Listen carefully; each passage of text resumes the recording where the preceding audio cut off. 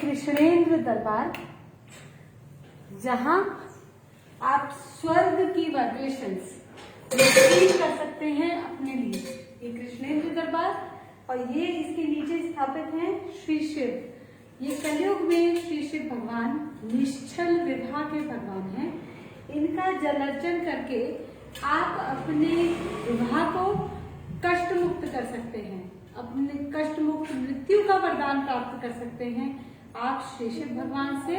और जो फीमेल्स हैं, जो अभी अनमैरिड हैं, उनके लिए शंकर जैसा पति प्राप्त करना पॉसिबल हो जाता है अगर वो श्री शिव भगवान की आराधना करते हैं विधि पूर्वक। अब मैं डॉक्टर निधि कंसल हूँ, नेचुरोपैथी की एक्सपर्ट, और तत्वों की बैलेंसिंग के लिए इन सभी टेक्नोलॉजीज को यूज करती हूँ। आज मैं श्री शिव का जलाभिषेक करके पब्लिक लेक्चर करूंगी। सीनियर सिटीजन्स और उनकी लाइफ में लग्जरी कैसे आ सकती है, सही मायनों में लग्जरी सीनियर सिटीजन्स को कैसे मिल सकती है, इस पर मैं आज डिस्कशन कर रही हूँ। सबसे पहले श्री शिव का जलाभिषेक गौमुखी में जल भर के।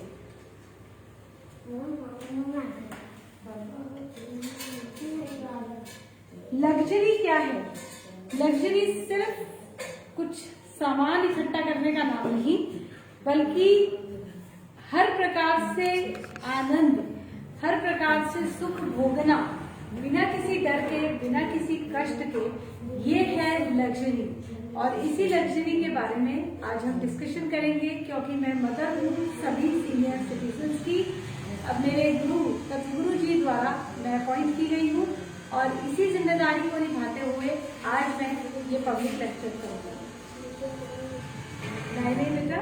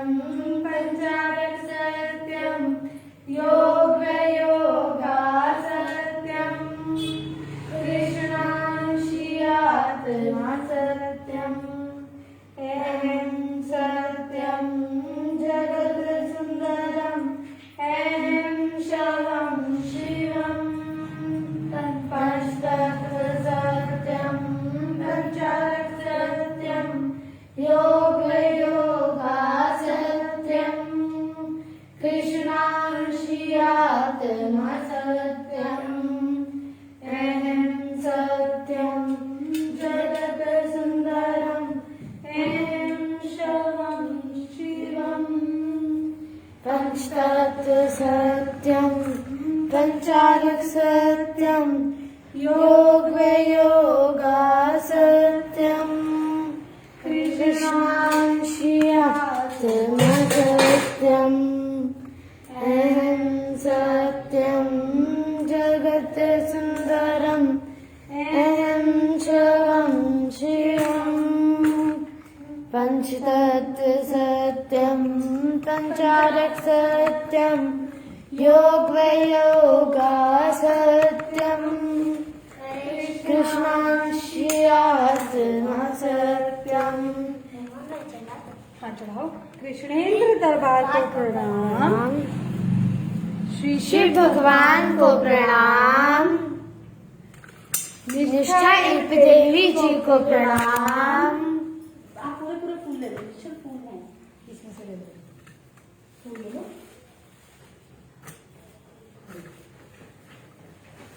लड्डू गोपाल जी को लड्डू गोपाल जी को प्रणाम।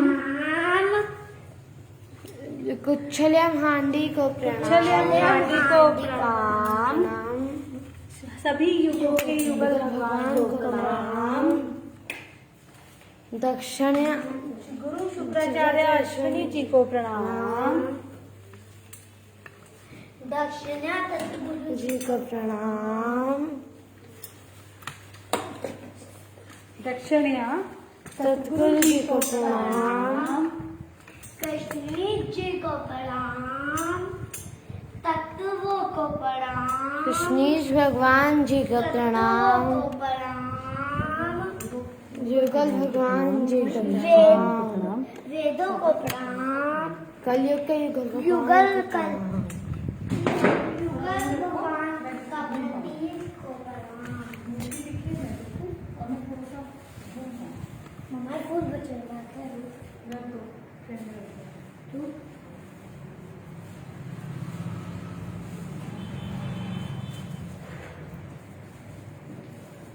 शुरू कर दे। प्रणाम सभी को।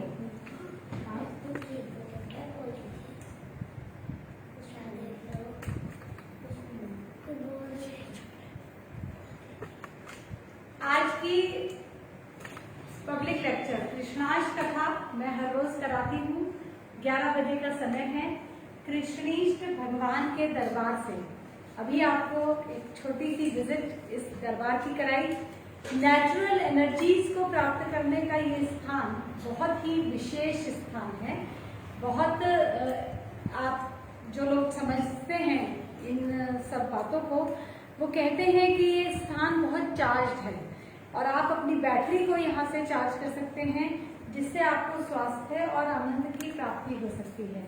खैर, मैं रियल लाइफ की बातें करूंगी क्योंकि हम embedded technology, AI, artificial intelligence और एक्चुअल इंटेलिजेंस पर बेस्ड टेक्नोलॉजीज को यूज करते हैं और अब ये टेक्नोलॉजीज हर तरह से लाइफ को इजी और एंजॉयबल बनाने के लिए अवेलेबल हैं।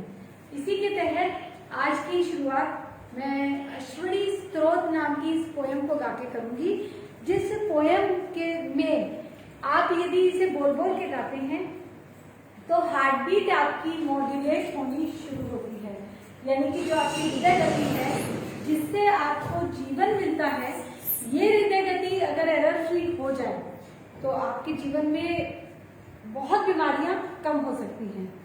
हार्ट बीट को एरर फ्री कर सकते हैं। ये बोल्ड करके जाना, ये बोल्ड करके जाओ, बंद करके जाओ। हार्ट बीट को आप एरर फ्री कर सकते हैं इन पोएम्स को गा के। क्या है हार्ट बीट मॉड्यूलेशन टेक्नोलॉजी और क्या बेनिफिट होता है इसका, इसके बारे में भी डिस्कशन। सबसे पहले मेरे साथ एक बार बोल बोल के अश्विनी स्तोत्र नाम की इस पोयम को गाइए। कृष्ण सत्यम जगत सत्यम मन ही है सत्यम, शिवा सत्यम अहं सत्यम सत्यम शिवम शवम, कृष्णांश सत्यम युगल सत्यम अहं शवम शिवम। मैं एक बार फिर से इस पोयम को गाती हूँ। कृष्ण सत्यम जगत सत्यम।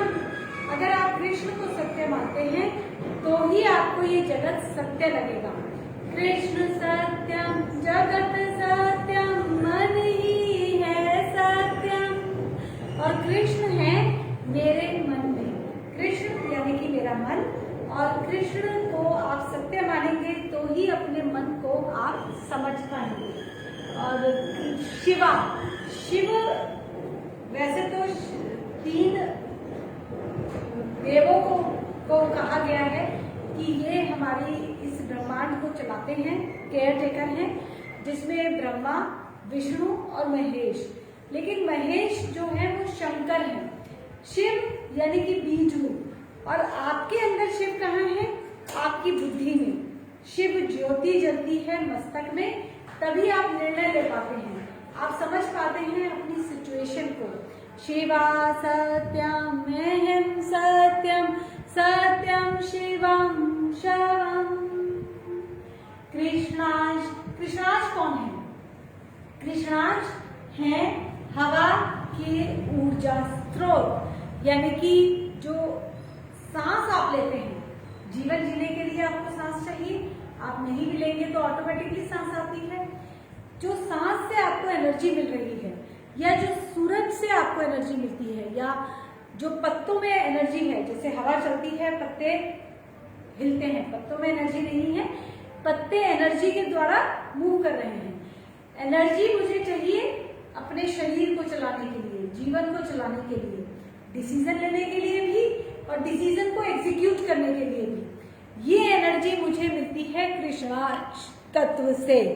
तो जो सोर्स ऑफ एनर्जी है, जैसे सूर्य है, चंद्रमा है, ग्रह है, हवा है जिससे मैं सांस लेती हूँ, इन सब के सोर्स ऑफ एनर्जी है कृष्णांश।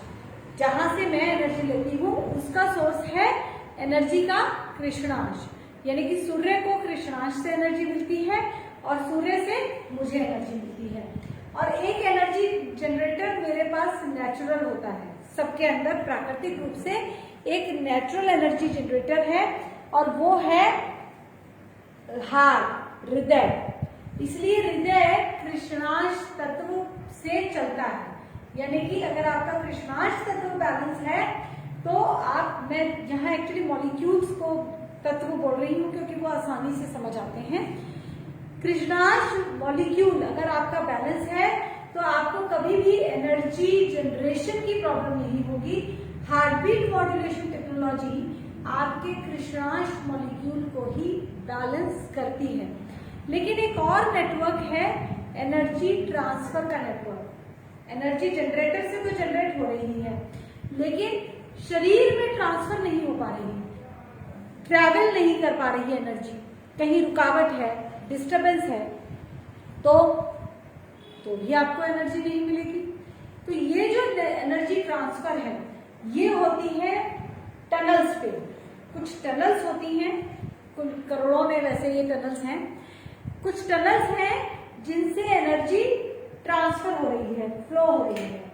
और ये एनर्जी ट्रांसफर जो हो रही है, अगर इसमें कोई हिंड्रेंस नहीं है, ऑब्स्टिकल नहीं है, स्मूथली हो जाए, मतलब मेरा एनर्जी जनरेटर ठीक से एनर्जी जनरेट कर रहा है, नेचुरल सोर्सेज तो है ही एनर्जी के, और एनर्जी फ्लो ठीक है, कनेक्शन ठीक है, तो मेरी लाइफ में कभी कोई समस्या होगी ही नहीं। और यही है कॉन्जेनियल थेरेपी। हार्टबीट मॉड्यूलेशन टेक्नोलॉजी से हम ठीक करते हैं, हार्टबीट को एरर फ्री करते हैं। हार्टबीट आपकी हृदय गति, जिससे आपका जीवन चल रहा है। ये एक मिसकंसेप्ट है, गलत विश्वास है कि सांसों की गिनती से जीवन मिलता है। जीवन दरअसल हृदय की गिनती, हार्टबीट्स की काउंट से मिलता है। और हार्टबीट्स की काउंट आप कंट्रोल नहीं कर सकते। आप सांस को एक बार को रोक सकते हैं, 5 सेकंड को, 10 सेकंड को, या 1 मिनट को, लेकिन आप हार्टबीट को रोक कर देखिए जरा, आप नहीं रोक पाएंगे। योगी जो लोग होते हैं, जो लोग योग की प्रैक्टिस करते हैं, वो लोग अपनी एक्चुअली हार्टबीट को ही धीरे धीरे स्लो करते हैं, स्लो रखते हैं। और ये आपके लिए सभी बीमारियों के निवारण का एक अचूक माध्यम बनता है। अपनी हार्टबीट को स्लो रखना। स्लो का मतलब बीपी लो करना नहीं, मैं यहाँ ब्लड प्रेशर लो करने की बात नहीं कर रही हूँ, उसके तो कई तरीके हैं। कुछ आप सैड सी मूवी देख लें तो भी आपका बीपी लो हो सकता है, ये एक बीमारी है। हार्टबीट की गति का धीमा होने का मतलब है कि उसमें जो वेरिएशंस हैं वो स्मूथ हैं, वो कंसिस्टेंट हैं, उनमें सडन चेंजेस नहीं हैं। जैसे इसका बहुत ग्रॉस एग्जाम्पल है ईसीजी। एक्चुअली जब हम हार्टबीट को समझते हैं तो बहुत ही सूक्ष्मता से हमें हार्टबीट को रीड करना पड़ता है। आपको पता होगा, आपने देखा होगा, जो वैद्य हुआ करते थे वो नब्ज पढ़ते थे, नाड़ी पढ़ते थे। इस तरह 3 उंगलियों को रख के वो नाड़ी को पढ़ते हैं। वो करते क्या है, वो आपकी हृदय गति, क्योंकि आप यहाँ अपना अगर 3 उंगलियों को स्पर्श करके देखें, दबाए ना, स्पर्श करें, तो स्पर्श अगर आप बहुत लाइटली, जितना आप कर पाते हैं स्पर्श उतना लाइटली आप कलाई के नीचे, अंगूठे के नीचे एक्चुअली स्पर्श करें, तो आपको अपनी हार्ट बीट फील होनी शुरू हो जाएगी। नॉर्मली आपको 1 मिनट में ये हो जाता है। पल्स चेक करते हैं डॉक्टर्स इसी के द्वारा। अब एक तो हो गया कि आप इसमें वेरिएशन को रीड कर पा रहे हैं कि आपकी 72 बार 1 मिनट में हृदय धड़क रहा है, ये एक एवरेज माना जाता है। 75 है, 75 है या 70 है तो इसको ओके माना जाएगा। ये 80 क्रॉस कर गया तो कहेंगे कि आपकी हार्ट बीट तेज हो रही है। अगर ये कम हो गया तो भी ये रिस्क का फैक्टर है। लेकिन एक्चुअली आपकी हार्ट बीट जो ये रीड किया जा रहा है, ये सिर्फ एक गूंज है। गूंज कैसे? जैसे मंदिर में घंटा बजाया, तो जब वो घंटा बजा मंदिर में तो उसके बाद कुछ देर तक गूंज आती है, वाइब्रेशंस आती हैं। ये वो वाइब्रेशंस हैं जो आप रीड कर रहे हैं।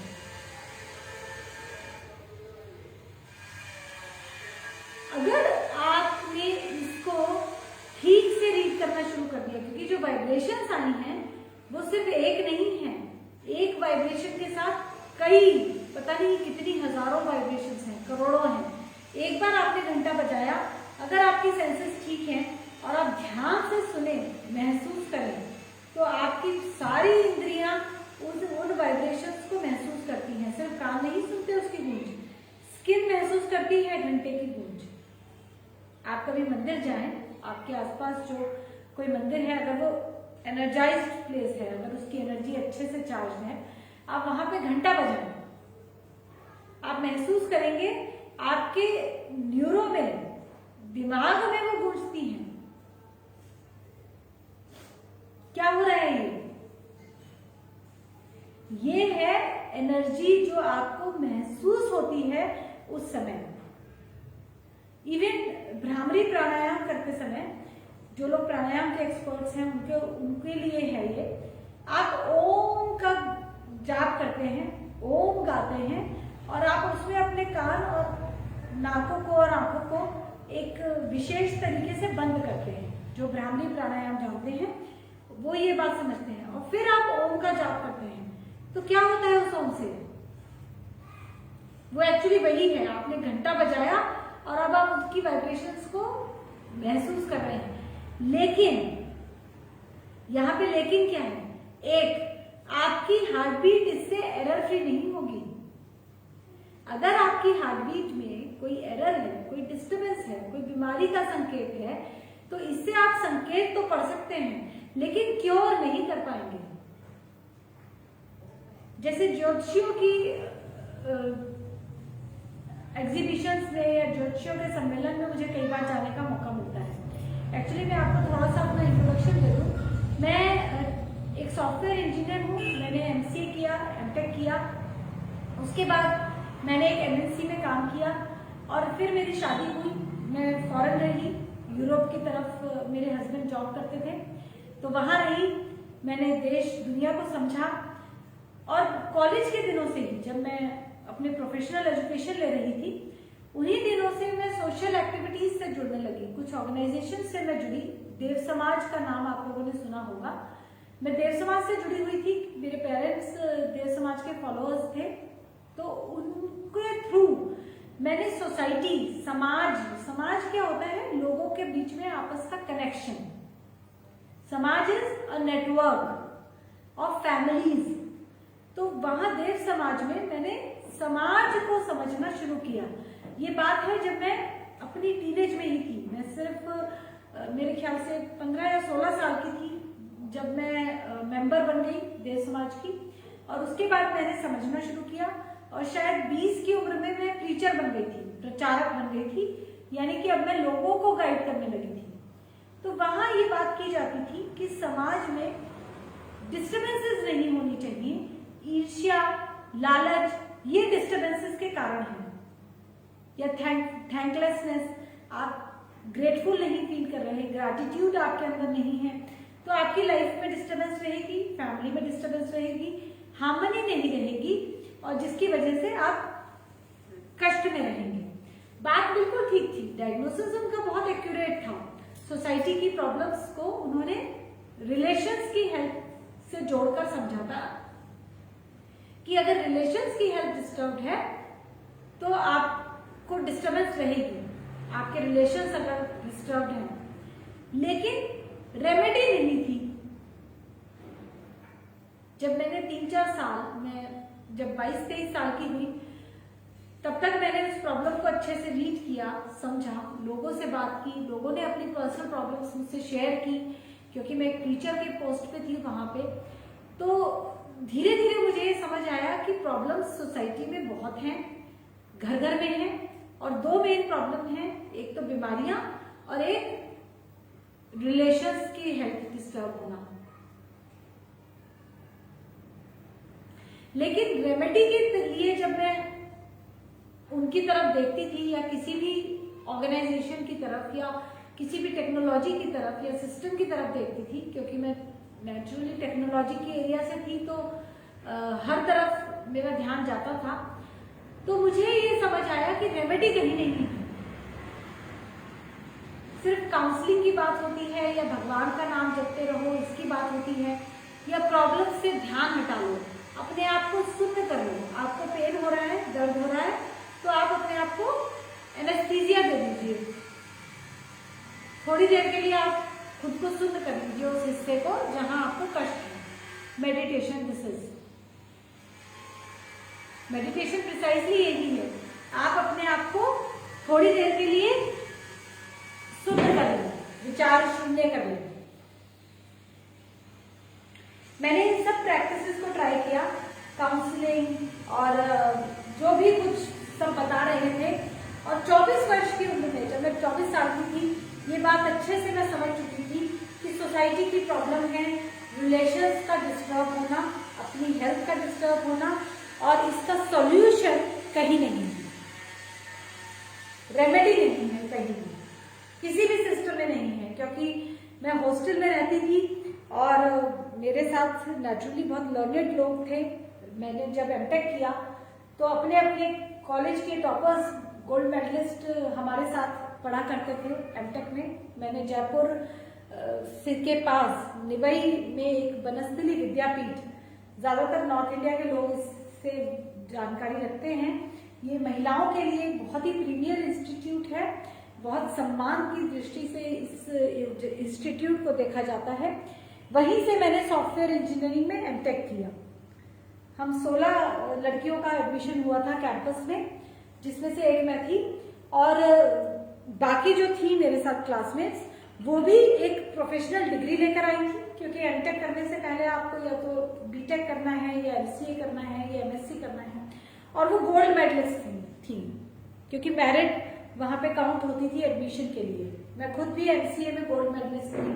तो जब मैंने इतने इंटेलिजेंट बच्चों के साथ, फीमेल्स के साथ इंटरेक्ट किया, तो मुझे ये समझ आया कि प्रॉब्लम्स वही है जो मैंने अब तक समझी है। कंफर्मेशन मुझे मिला वहां पे कि यस, मेरा डायग्नोसिस ठीक था।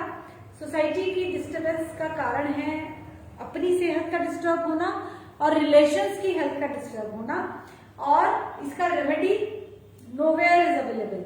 ना मेडिटेशन में इसकी रेमेडी है, ना योगा प्राणायाम में इसके लिए रेमेडी अवेलेबल है, और ना ही किसी मेडिसिन सिस्टम में या काउंसलिंग के थ्रू इसकी रेमेडी हो पाती है। क्योंकि हर तरह की वहां पे फीमेल्स थी और आपस में डिस्कशन बहुत ज्यादा किया करती थी, तो ये बात निकल के सामने आई कि सब अपने अपने रिलेशंस की हेल्प से परेशान थी, चाहे पेरेंट्स के साथ रिलेशनशिप है, या बॉयफ्रेंड है, या लव रिलेशनशिप्स हैं, या फ्रेंड्स हैं, या कजन्स हैं, सबको डिस्टर्बेंस थी और रेमेडी किसी के पास नहीं है। तब मेरी जब एजुकेशन कंप्लीट हुई, मैंने एमएससी में काम किया नोएडा में, और उसके बाद मेरी मैरिज हुई। अरेंज मैरिज थी, हस्बैंड अब्रॉड काम करते थे, तो मैं उनके साथ यूरोप गई, स्विट्जरलैंड में हम लोग रहे वहाँ कुछ टाइम, और वहीं पे मैं माँ बनी, प्रेग्नेंट हुई। और उसके बाद जब मैं माँ बनी, मेरे पास एक बिटिया आई, मुझे खुद हेल्थ प्रॉब्लम्स आनी शुरू हुई। मेरी एज उस समय 26 साल के करीब थी। तब मैंने आफ्टर डिलीवरी रिकवरी के लिए सिस्टम्स को ढूंढना शुरू किया, आयुर्वेद या योगा या प्राणायाम या खान पान के द्वारा, सो कॉल्ड नेचुरोपैथी। और तब मुझे ये समझ आया कि हेल्थ के लिए भी कहीं रेमेडीज अवेलेबल नहीं है। इट्स नॉट जस्ट रिलेशंस की हेल्थ के लिए रेमेडी अवेलेबल नहीं है, अपनी हेल्थ के लिए भी रेमेडी अवेलेबल नहीं है। तब तक मुझे ये लगता था कि मेरा लाइफस्टाइल ठीक नहीं है, इसलिए मुझे हेल्थ प्रॉब्लम्स हैं, या मेरा खान पान ठीक नहीं है, या मेरे सुबह उठने की मुझे आदत नहीं है, ये मेरी हेल्थ के डिस्टर्बेंस के कारण है। मैंने सब कुछ ट्राई किया और मुझे समझ आया कि नहीं, प्रॉब्लम कुछ गहरी है, प्रॉब्लम कुछ बड़ी है। और तब मुझे श्वास पैथी के बारे में जानने का मौका मिला। श्वास पैथी, हम उस समय दिल्ली में रहते थे, हम वापस इंडिया आ गए थे क्योंकि मैं और मेरे हस्बैंड डॉक्टर पंकज अग्रवाल, अब हम दोनों नेचुरोपैथी के डॉक्टर हैं। उस समय हम दोनों सॉफ्टवेयर इंजीनियर थे। अब मेरे हस्बैंड और मुझे, हम दोनों को लगता था कि रहने के लिए भारत ही बेस्ट है और बच्चों के लिए इससे बेहतर जगह नहीं, तो हम दोनों इंडिया वापस आ गए थे। अब मेरे पास एक बेटी, एक बेटा तो था, सब कुछ था लाइफ में, सो कॉल्ड डिग्री, धन, रिलेशनशिप्स, हस्बैंड के साथ रिलेशनशिप ठीक था, मैं माँ थी, एक बेटी है, एक बेटा है, अच्छी फैमिली है, सब कुछ ठीक है, लेकिन हैप्पीनेस टोटली गायब है क्योंकि हेल्थ डिस्टर्ब है और relations with in laws, relations with neighbours, society से कनेक्शन, ये सब टोटली डिस्टर्ब है। तो हैप्पीनेस गायब है, हेल्थ गायब है, बाकी सब कुछ है। दिस आई गॉट जब मैं 29 ईयर्स की थी, तब मुझे ये समझ आया कि आप सब कुछ कमा सकते हैं, आपके लिए अवेलेबल है ये रास्ता कि आप एजुकेशन कैसे लें, अच्छी जॉब कैसे लें, पैसे कैसे कमाएं, प्रॉपर्टी कैसे खरीदें, या अपना सोशल स्टेटस कैसे बढ़ाएं, या इवन शादी कैसे करें। ये सारी इंफॉर्मेशन अवेलेबल है, रास्ते डिफाइंड हैं, लेकिन ये रास्ते हैप्पीनेस तक जाएंगे या नहीं, प्रसन्नता, एंजॉयमेंट, आनंद की तरफ जाएंगे या नहीं, इसकी कोई गारंटी नहीं है। यहाँ पे किस्मत पे छोड़ दिया जाता है। यहाँ ये कहा जाता है कि आपकी किस्मत में जो होगा आपको तो वही मिलेगा। अगर किस्मत पे ही छोड़ना था तो मैंने शुरू से इतनी मेहनत क्यों की? ये प्रश्न जब मेरे मन में आया कि अगर मेरी किस्मत में ये लिखा था कि मुझे बीमारियां आएंगी, या मेरी किस्मत में ये लिखा था कि मेरी लाइफ में एंजॉयमेंट नहीं होगा, तो फिर मैं किसी भी डायरेक्शन में एफर्ट क्यों करूं, मैं अच्छी बनकर क्यों रहूं, या धर्म का क्या मतलब है, या भगवान क्या होता है। अब मेरे मन में ये प्रश्न उठने शुरू हुए कि मुझे अब सत्य जानना है, रियलिटी जाननी है, फैक्ट को जानना है, बीमारियों के रूट कॉज को जानना है। बीमारियों का रूट कॉज जो लोग समझते हैं वो जानते होंगे कि नेगेटिव इमोशंस, अगर आपके मन में लगातार एक तनाव है, लगातार एक डर है, लगातार एक पास्ट को, अपने भूतकाल को लेकर कुछ गुस्सा है, डिस्टर्बेंस है, तो आपको बीमारी नेचुरली रहेगी। तो इमोशनल अगर आपके अंदर नेगेटिव है तो आपको बीमारी रहेगी, ये बात मुझे समझ आती थी। लेकिन नेगेटिव इमोशंस क्यों हैं और ये कैसे जाएंगे, इसके लिए रेमेडी कहीं नहीं थी। और तब मैंने प्रोफेसर अग्रवाल, जो कि अब शुक्राचार्य अश्विनी जी के नाम से जाने जाते हैं, ज्ञानवीर कृष्णांश अश्विनी अग्रवाल भी इन्हें कहा जाता है, इनकी इनोवेशन थी श्वास पैथी, यानी कि आप अपनी श्वास को ही, अपनी सांस को ही एक पूरा मेडिसिन सिस्टम बना सकते हैं अपने लिए। जो बीमारी है आप उसे ठीक कर सकते हैं श्वास के द्वारा। मैंने सुना, समझा 2008 में, लेकिन विश्वास बिल्कुल नहीं हुआ और ऐसा लगा कि इससे कुछ नहीं होगा। और लेकिन एक मन में जरूर बैठ गया कि हाँ, ये भी एक सिस्टम है, ये भी अवेलेबल है। उसके बाद भी मैं एक्सप्लोर करती रही कि मार्केट में क्या कुछ अवेलेबल है, मेरे पास इंटरनेट था, गूगल था, एजुकेशन थी अपनी और एक्सेस थी अच्छी बुक्स की, लाइब्रेरीज की और अच्छे डॉक्टर्स की, अच्छे एक्सपर्ट्स, योगा एक्सपर्ट्स की, मेरे पास एक्सेस थी और मैंने सब कुछ ट्राई किया। तब मुझे समझ आया 2011 में, जब मेरी उम्र 30 साल थी, कि नहीं, सॉल्यूशन कहीं नहीं है। तब मैंने श्वासोपैथी की शरण ली, प्रोफेसर रश्मि अग्रवाल जी से मैंने हेल्प मांगी कि आप मेरी हेल्थ और मेरी फैमिली की हेल्थ को कैसे इंप्रूव करूं, ये मुझे सिखाएं। अपनी हेल्थ को कैसे मेंटेन रखना है ये आसान था। 2 या 3 महीने की ट्रेनिंग में मुझे ये समझ आ गया कि मुझे अपने आप को कैसे मेंटेन रखना है, कैसे अपनी हेल्थ को मेंटेन रखना है। लेकिन उन्होंने मुझे एक और बात बताई जो गहरी थी।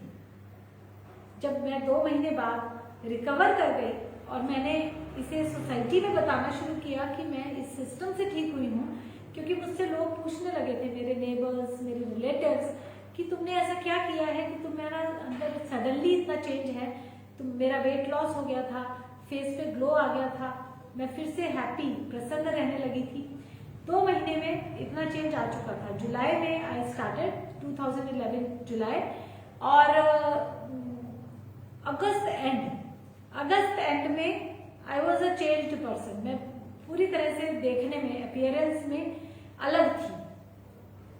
और अक्टूबर में मेरे हर रिलेटिव, एक रिलेटिव फंक्शन में मेरे हर रिलेटिव ने मुझसे पूछा कि तुम ऐसा क्या कर रही हो, जबकि मैं सिर्फ श्वास ले रही थी, सांस ले रही थी ठीक से। श्वास को ही अपनी दवा बनाना सीख गई थी, जिसे हम convert your breath into medicine, CBM technology के नाम से अब जानते हैं। लेकिन एक और बहुत गहरी बात मुझसे प्रोफेसर अग्रवाल ने कही कि अपने आप को तुम संभाल लोगी, लेकिन क्या बेटी को भी संभाल पाओगी? जो तुमने कष्ट सहे, क्या ये इंश्योर कर पाओगी कि तुम्हारी बेटी ना सहे? इसका आंसर मेरे पास नहीं था, क्योंकि मैं सोसाइटी के पोल्यूशन को और जो कंफ्यूजन फैला हुआ था, वैचारिक प्रदूषण, एनवायरनमेंट का प्रदूषण, इन दोनों को मैं समझती थी, क्योंकि मेरा बैकग्राउंड सोशल ऑर्गेनाइजेशन से जुड़े रहने का था और अलग अलग स्टेट्स में एजुकेशन ली थी, अलग अलग देशों में रही थी। इसलिए मुझे इतना समझ आ चुका था कि पॉल्यूशन का लेवल कितना है और इसकी वजह से इससे बचना तकरीबन नामुमकिन है। तब उन्होंने मुझसे पूछा कि बेटी को कैसे पालोगी। मेरी बेटी तब 4 साल की थी और मैंने उनसे कहा कि मुझे नहीं आता। तो उन्होंने कहा कि अगर माँ बनना सीखना है तो तुम्हें पहले अच्छी पत्नी, अच्छी बहू और उसके बाद एक अच्छी माँ बनना होगा। अब वो लंबा सफर है। खुद को मेंटेन करना आसान है, खुद को संभालना आसान है, लेकिन परिवार से जुड़कर रहना और अपनी रिस्पॉन्सिबिलिटीज को पूरा करना ये लंबा सफर है, लंबा प्रोसीजर है। लेकिन ये जरूरी है, क्योंकि अगर आप अपनी जिम्मेदारी को पूरा नहीं करते हैं तो आपको बीमारियां आएंगी। ये मुझे समझ आता था कि अगर आप अपनी जिम्मेदारी से भागते हैं, आप छोड़ना चाहते हैं, तो आप छूट नहीं पाते और मुसीबत में फंसते हैं। तो अब मेरी लर्निंग शुरू हुई, एक अच्छी पत्नी कैसे बनना है, एक अच्छी बहू कैसे बनना है और एक अच्छी माँ कैसे बनना है। अच्छी माँ वो नहीं जो अपने बच्चे का ध्यान रखे, अच्छी माँ वो है जो अपने बच्चों को गुरु होना सिखा दे, जिससे वो अपनी अगली जनरेशन को गाइड कर पाए। सिर्फ बच्चे को पालना पोसना या बड़ा करना है तो वो अनाथ आश्रम में भी हो जाते हैं, सड़क पे भी हो जाते हैं। सुनने में बुरा लगेगा, लेकिन बात यही है। आपने 2000 की टी शर्ट पहनाई अपने बच्चे को या 200 रुपए की, या बच्चे ने फटी हुई टी शर्ट पहनी, इससे इतना फर्क नहीं पड़ेगा। फर्क इस बात से पड़ेगा कि वो अपने जीवन में अपनी रिस्पॉन्सिबिलिटीज को, अपने गुरु पद को कितने ठीक से निभा पा रहा है। वो सोसाइटी के लिए क्रिमिनल मेंटालिटी रखता है या नेग्लिजेंट मेंटालिटी रखता है, या एक्चुअली अपनी रिस्पॉन्सिबिलिटी को समझता है बच्चा। क्या आपके बच्चे राइट टू गेट, यानी कि अपना अधिकार मानते हैं सोसाइटी से, नेशन से प्राप्त करना, परिवार से प्राप्त करना, या अपनी जिम्मेदारी समझते हैं कि हमें कुछ पॉजिटिव कंट्रीब्यूट करना है? और यही डिफरेंस है जो एक माँ क्रिएट कर सकती है। राइट टू गेट ये ऑटोमेटिकली आ जाता है, रिस्पॉन्सिबिलिटी टू एक्ट ये सिखाना पड़ता है और ये माँ ही सिखा सकती है और यही माँ की जिम्मेदारी है। जब ये बात मैंने समझी और मैंने अपने आप को मेंटली तैयार किया कि अब मुझे एक अच्छी माँ होना सीखना है, हालांकि मेरे पास तब ऑलरेडी 2 बच्चे थे, तब मेरी ये वाली लर्निंग शुरू हुई जिसमें काफ़ी समय लगा, लेकिन धीरे धीरे मुझे समझ आया कि जिम्मेदारियाँ क्या होती हैं। और सबसे पहली जिम्मेदारी है अपने बच्चों को सही दिशा दिखाना। मेरे बच्चे स्कूल में थे तो मैंने टीनेजर्स को निष्ठा योग की ट्रेनिंग देनी शुरू की प्रोजेक्ट सैप के तहत, स्कूल एडॉप्शन प्रोग्राम। ये एक प्रोजेक्ट शुरू किया गया था ईटीपीओ की टीम द्वारा। ईटीपीओ दिल्ली में एक ऑर्गेनाइजेशन है, एनजीओ है, वो लोग काम करते हैं सोसाइटी की हेल्प के लिए, सोसाइटी की कम्युनिटी की इम्यूनिटी बढ़ाने के लिए। आज से नहीं, 10 साल से वो लोग ये काम कर रहे हैं। हम आज समझ रहे हैं कम्युनिटी की इम्यूनिटी कितनी इंपॉर्टेंट है। ये ईटीपीओ वाले 10 साल से इस बात को गा रहे हैं। तो मैंने भी ईटीपीओ के तहत अपने शहर में प्रोजेक्ट सैप किया, स्कूल एडॉप्शन प्रोग्राम, जिसमें मैंने टीनेजर स्टूडेंट्स को सिखाया कि वो कैसे अपने आप को, अपनी हेल्थ को मेंटेन रखें।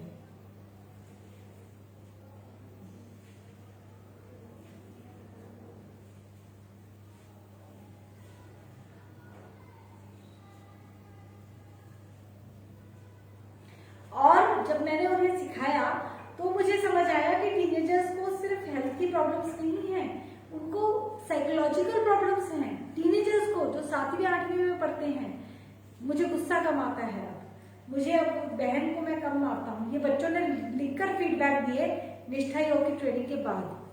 15 दिन की मैंने ट्रेनिंग कराई थी, मात्र 15 या 20 दिन। हाँ, इसमें हमने शंख टेक्नोलॉजी को साथ में लिया था।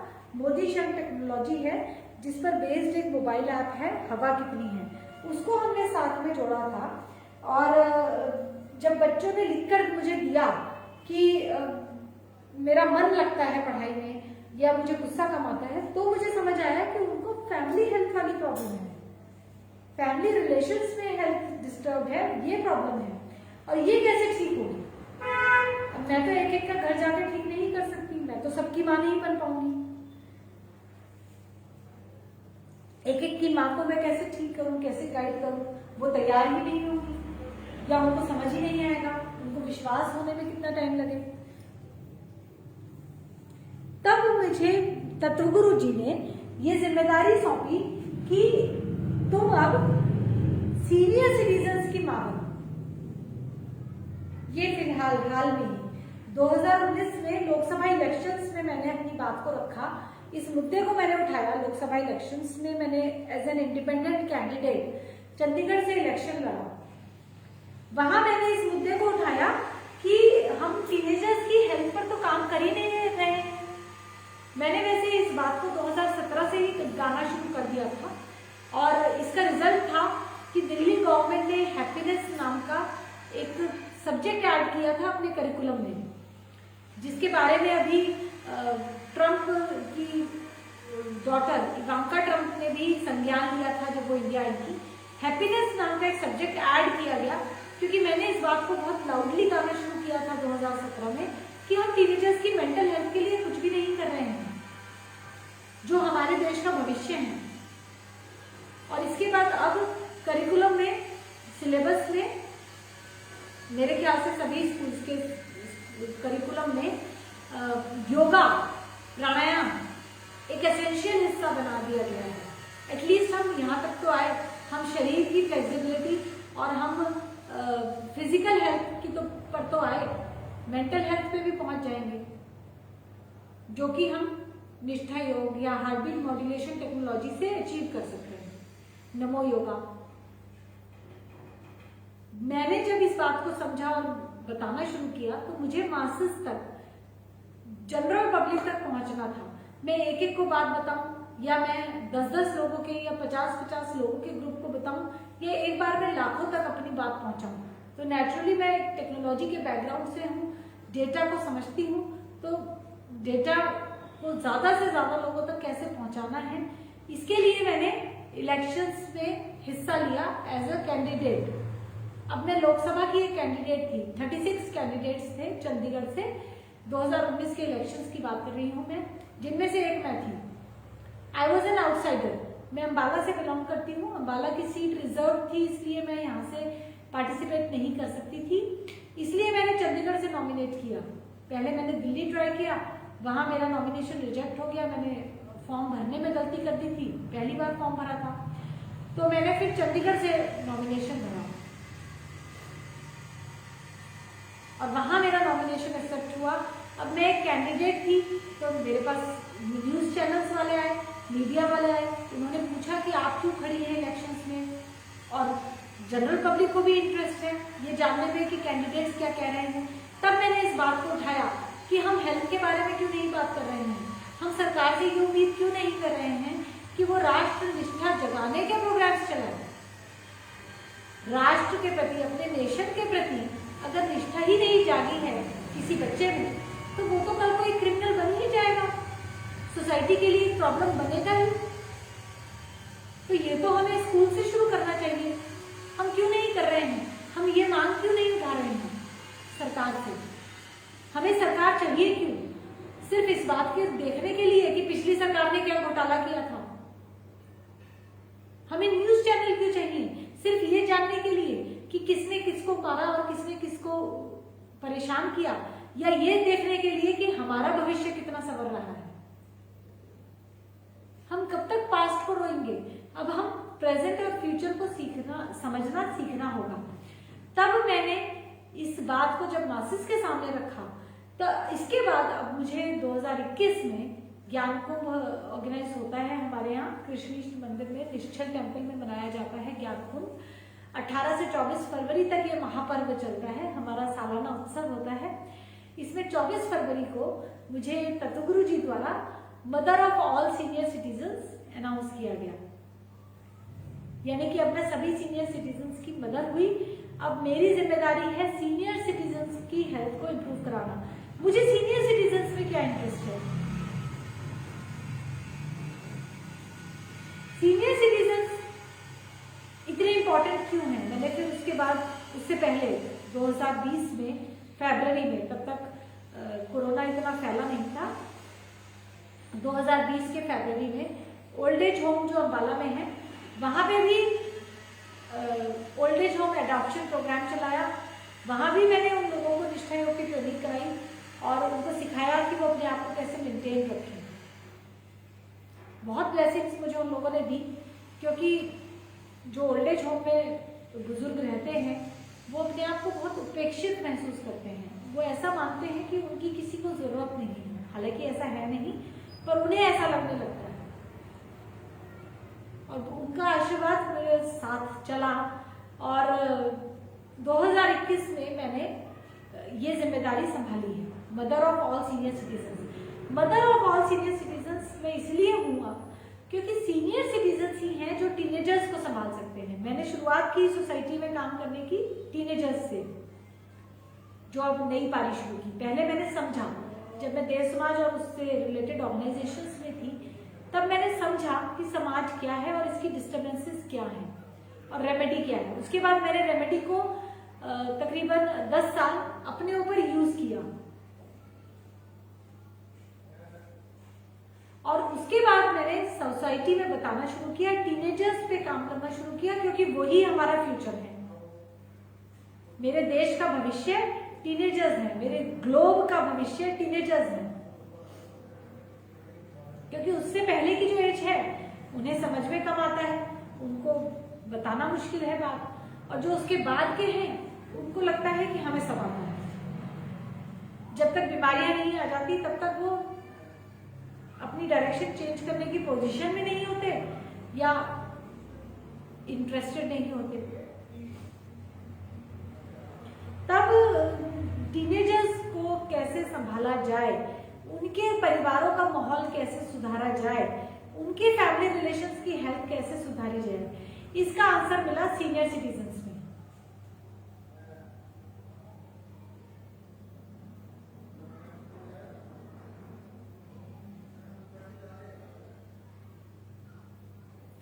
कहते हैं कि अगर रहोगे माँ बाप की देखभाल तो रहोगे तुम कंगाल। अब जब तक रहोगे माँ बाप की देखभाल तब तक रहोगे तुम कंगाल। गर होना है माला माल तो बाबा दादी के पास जाओ और रह उनकी ही संभाल। अपने दादा दादी की केयर में ही रहना है अगर तुम मालामाल होना चाहते हो। लेकिन दादा दादी अपनी बात बताएं कैसे टीनेजर्स को? दो प्रॉब्लम्स हैं इसमें, दो हिंड्रेंसेस मैंने ऑब्जर्व किए। एक हिंड्रेंस है उनके अपने बच्चे माता पिता की नहीं सुनते। और सभी सीनियर सिटीजन्स, मुझे लगता है 99% सीनियर सिटीजन्स ने मुझे ये बात कही, हमारे बच्चे हमारी नहीं सुनते, हम क्या करें? कोई नहीं सुनना चाहता हमारी। तो एक प्रॉब्लम है हमारे बच्चे हमारी नहीं सुनते। दूसरी प्रॉब्लम है अपनी हेल्थ साथ नहीं देती, एक मुसीबत बनी हुई है। हर 15 दिन में डॉक्टर के जाना पड़ता है, शरीर साथ नहीं देता, थक जाते हैं, चल नहीं पाते, हाँफने लगते हैं, खांसी बहुत रहती है, दर्द बहुत रहता है। अपनी ही हेल्थ की इतनी प्रॉब्लम्स हैं कि हम कुछ सोच ही नहीं पा रहे हैं। और इन दोनों प्रॉब्लम्स का सॉल्यूशन अब है नमो योगा।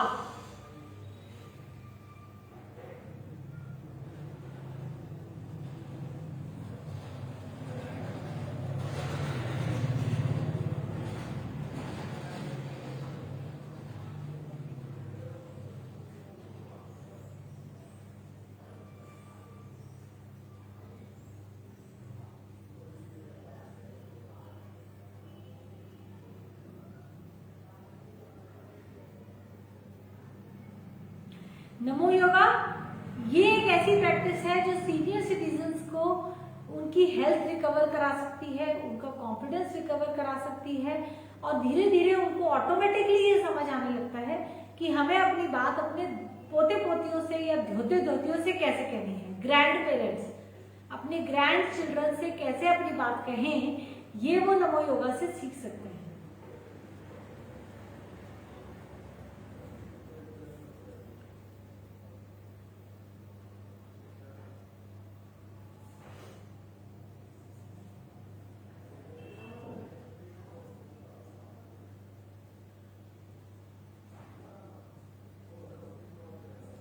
नमो योगा हमें 11 सांस हर 3 घंटे बाद लेनी है, स्लो ब्रीदिंग के तरीके से, श्वास योग के तरीके से।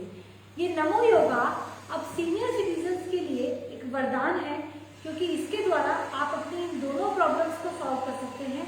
बच्चे हमारी नहीं सुनते, आप उन्हें बैठे रहने दो एक तरफ, आप मत सुनाओ उन्हें अपनी बात, आप अपने पोते पोती या धोते धोती को सुनाओ, उन्हें समझाओ, उन्हें सिखाओ। वो सुनेंगे भी, सीखेंगे भी, समझेंगे भी, आपका भविष्य, अपना भविष्य सुधारेंगे भी। आपके बच्चे जो कर रहे हैं उन्हें करने दो, छोड़ दो उन्हें। आप अपने पोते पोती या दादा धोते धोतियों को संभालें। आप नाना नानी हैं या दादा दादी हैं तो अपने ग्रैंड चिल्ड्रन को संभालें कैसे? जो टीनेजर्स हैं वो अपनी जरूरतें तो पूरी कर पाते हैं रूटीन की। आपको क्या करना है?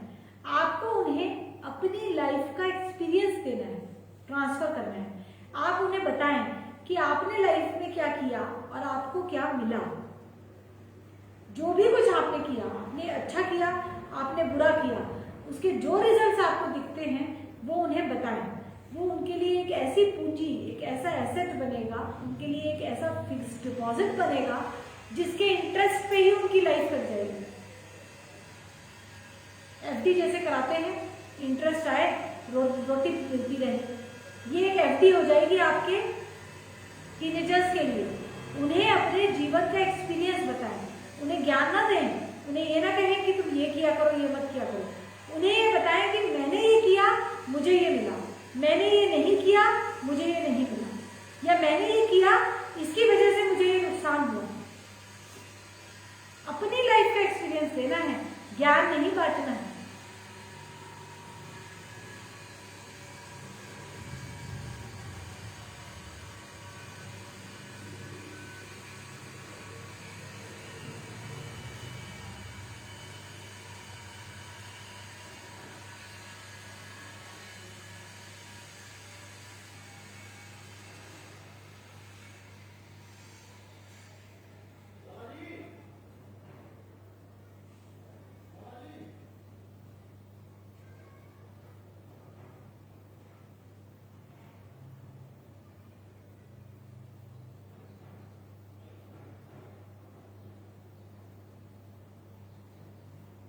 और आपको ये ध्यान रखना है कि आप कष्ट मुक्त मृत्यु पाए, यानी कि आपका जो ये जीवन है, रोज में जो आपके कष्ट हैं वो हर रोज थोड़े थोड़े कम हो। ये आप कैसे ध्यान रखेंगे? मोदी शम टेक्नोलॉजी से। मोदी शम टेक्नोलॉजी पर बेस्ड एक मोबाइल ऐप है, हवा कितनी है।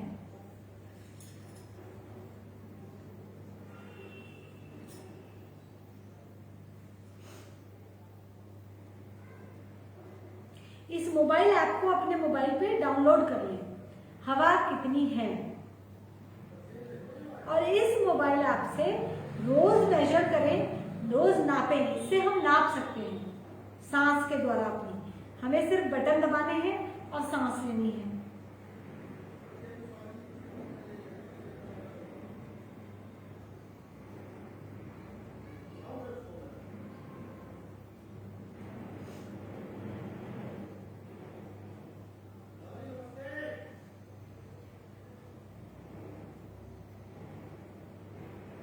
धीरे धीरे आपकी वैल्यू इंप्रूव होनी शुरू होगी अगर आप नमो योगा करेंगे और मेजर करते रहेंगे, तो आपको कॉन्फिडेंस आना शुरू होगा कि हाँ मुझे फायदा हो रहा है, हाँ मेरी वैल्यू बढ़ रही है। अपना कॉन्फिडेंस आपका बूस्ट होगा, आपकी हेल्थ इंप्रूव होगी, आप अपने बच्चों को अपनी बात बता पाएंगे, अपने पोते पोतियों को। आप डेफिनेटली आपकी लाइफ में हैप्पीनेस, आनंद वापस आना शुरू हो जाएगा। रिटर्न टू 40 नाम का एक प्रोग्राम मैं चला रही हूँ, जिसमें मैं सभी सीनियर सिटीजन्स को कह रही हूँ कि 40 के जैसे फिर से बन जाओ। जैसे तुम 40 में थे तुम वैसे हो सकते हो, और ये पॉसिबल है नमो योगा और मोदी शम टेक्नोलॉजी के द्वारा। तो अब हम श्वासियों की प्रैक्टिस एक बार सीख लेते हैं। 11 सांस आपको लेनी है धीरे धीरे श्वास योग के तरीके से। मैं आपको एक सांस लेके दिखाती हूँ, जब आप सांस भरते हैं तो कैसे भरते हैं।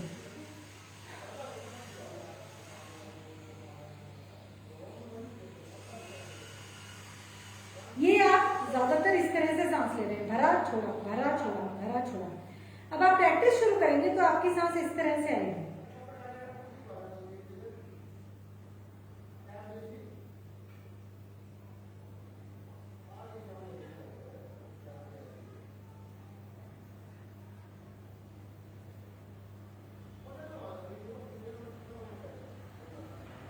अब धीरे धीरे आप सांस लेने की जब और कुछ दिन लगातार प्रैक्टिस करेंगे और साथ में मोदी शम टेक्नोलॉजी को भी जोड़ेंगे, तो कुछ दिनों बाद आपकी सांस ऐसी आनी शुरू हो जाएगी। 30-40 दिनों में, महीने का टाइम लगेगा इसमें।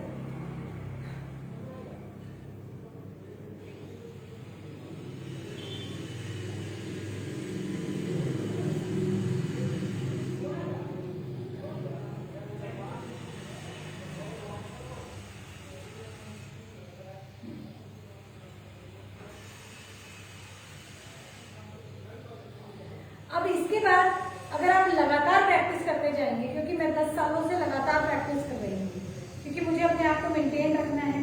मैं नहीं चाहती कि बढ़ती हुई उम्र के बुरे प्रभाव मुझ पर पड़े। मैं 40 साल की हूँ, लेकिन फिर भी मैं जैसी मैं 25 की उम्र में कॉलेज में थी, उतनी ही एनर्जेटिक मैं आज हूँ जैसी मैं 24 में खुद को महसूस करती थी। टोटल मेरी हेल्थ उससे बेहतर है, एक्चुअली उससे भी बेटर है, क्योंकि तब मेरी बॉडी पे जब मैं 24 की थी मेडिटेशन के साइड इफेक्ट्स आने लगे थे। मेडिटेशन के साइड इफेक्ट्स आते हैं, इम्यूनिटी कम होती है मेडिटेशन से कई लोगों को, जिनमें से मैं भी एक थी। मुझे मेडिटेशन के साइड इफेक्ट आने लगे थे, साइनस डेवलप होना शुरू हो गया था, और अब कोई बीमारी नहीं है शरीर में। बीमारी नाम का शब्द मेरे परिवार से गायब है। परिवार से 3 बच्चे हैं अब मेरे पास, छोटा बेटा 6 साल का होने वाला है। अब मैं नेचुरोपैथी की डॉक्टर हूँ। मैंने नेचुरोपैथी का कोर्स किया, 3 साल का ये कोर्स होता है। इसके बाद आप डॉक्टर बन सकते हैं, क्लिनिक चला सकते हैं। अब मैं नेचुरोपैथी की क्लिनिक चला रही हूँ, मैरियर नेचुरोपैथी क्लिनिक के नाम से। हर तरह की हेल्थ प्रॉब्लम कैसे ठीक होगी ये मैं गाइड करती हूँ। 100% रिजल्ट्स मिलते हैं, जिसकी वजह से सोसाइटी में पॉजिटिविटी आ रही है कि हाँ हम ठीक हो सकते हैं, हाँ हम बीमारियों से फ्री हो सकते हैं, हाँ मेरा बच्चा ठीक हो सकता है, इसका बिहेवियर ठीक हो सकता है, मेरा बच्चा जिद्दी है तो इसकी जिद ठीक हो सकती है। अगर मुझे डायरी प्रॉब्लम्स हैं फीमेल्स के लिए खास तौर से, तो मैं ठीक हो सकती हूँ। रेमेडी है अवेलेबल, सिर्फ दवा नहीं है कि आपको दवा मैं दे दूंगी जब तक खाई तब तक ठीक, छोड़ दी तो फिर बीमार। ये दवा नहीं, क्योर है, प्रिवेंशन है। अगर आप चाहते हैं प्रिवेंट करना, अब मैं चाहती हूँ कि जब मैं 80 की हूँ या 90 की हूँ मैं तब भी एक्टिव रहूँ, पूरी तरह से एक्टिव। तो मैं अभी से इसकी तैयारी कर रही हूँ, मैं प्रिवेंट कर रही हूँ आगे आने वाली प्रॉब्लम्स जो बढ़ती हुई उम्र के साथ आती हैं अभी से। तो ये मुझे कॉन्फिडेंस देता है, मुझे हेल्थ इंश्योरेंस की जरूरत नहीं महसूस होती। मेरी हेल्थ इंश्योरेंस मेरी श्वास है, मेरा सोशल सपोर्ट मेरी हेल्थ है। क्योंकि अगर मैं हेल्दी हूं तो मैं सोसाइटी के लिए कुछ कर सकती हूँ, फैमिली के लिए मैं कुछ पॉजिटिव कर सकती हूँ। अगर मैं ही हेल्दी नहीं हूँ तो मैं एक लायबिलिटी हूँ समाज पे, अपने परिवार पे, एक बोझ हूँ। तो नेचुरली डर लगेगा। इनसिक्योरिटी जो फीमेल्स की सबसे बड़ी समस्या है, उससे मैं बाहर हूँ क्योंकि मेरी हेल्थ ठीक है। और मैं हेल्थ की जब बात कर रही हूँ तो ओवरऑल हेल्थ, टोटल हेल्थ की बात कर रही हूँ, इमोशनल हेल्थ, रिलेशंस हेल्थ। मैं खुल के अपनी बात कह पाती हूँ अपने परिवार में, और ये लिबर्टी, ये फ्रीडम हर किसी को दे पाती हूँ। अपने बच्चों की बात सुन पाती हूँ, अपने पति की बात सुन पाती हूँ, उनको अपनी बात समझा पाती हूँ। रिलेशंस हमारे हेल्दी हैं, हम एक दूसरे की प्रॉब्लम्स को समझते हैं, लेकिन अपनी अपनी जिम्मेदारी भी समझते हैं। मैं किसी पे बोझ नहीं बनती, ना ही मेरे बच्चे या मेरे पति किसी पर बोझ बनते हैं। और हम एक दूसरे के साथ को फिर एंजॉय करते हैं। एक दूसरे के लिए हम बोझ नहीं है। हम 5 लोगों का जो परिवार है, माता पिता और संतान से बनता है परिवार। इसीलिए अब मेरे पास इतनी एनर्जी है, इतनी एक्सेस में मेरे पास समय है कि मैं सीनियर सिटीजन्स को गाइड कर सकती हूँ, उनकी मदर बन सकती हूँ। क्योंकि मेरे खुद के भी इन लॉज हैं, मेरे माता पिता हैं, मेरे अपने कुटुंब में सीनियर सिटीजन्स हैं, मेरे अड़ोस पड़ोस में सीनियर सिटीजन्स हैं, और मेरे सीनियर जो राष्ट्र के, मेरे देश के। क्योंकि मैंने कम से कम भारत को निरोगी रखना है, भारत का भविष्य बीमार नहीं होने देना, यानी कि टीनेजर्स। कम से कम इतना तो मुझे करना ही है। ये वासुदेव कुटुंबकम को इम्प्लीमेंट करने का काम है, जो मेरी जिम्मेदारी है कतुगुरु जी द्वारा दी गई। ये मेरा सोशल पेबैक है अपने राष्ट्र के प्रति, अपने समाज के प्रति और इस सिस्टम के प्रति जिससे मैंने सब कुछ लिया है। तो मेरी जिम्मेदारी बनती है कि मैं आप लोगों तक ये पहुंचाऊं।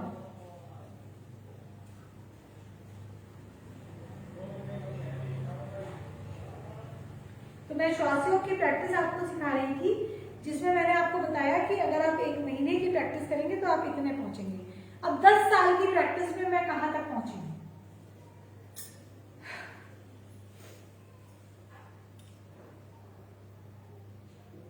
ध्यान से देखिएगा, जब मैं हाथ ऊपर की ओर करूंगी तो मैं इनहेल कर रही हूँ, सांस को भर रही हूँ, हाथ को नीचे ला रही हूँ तो सांस छोड़ रही हूँ। लेकिन यहाँ मैं हठ योग नहीं कर रही हूँ, अपने शरीर के साथ जबरदस्ती नहीं कर रही हूँ, शरीर को जोर नहीं दे रही हूँ, जबरदस्ती सांस को नहीं रोक रही हूँ, धीरे धीरे भर रही हूँ, धीरे धीरे छोड़ रही हूँ।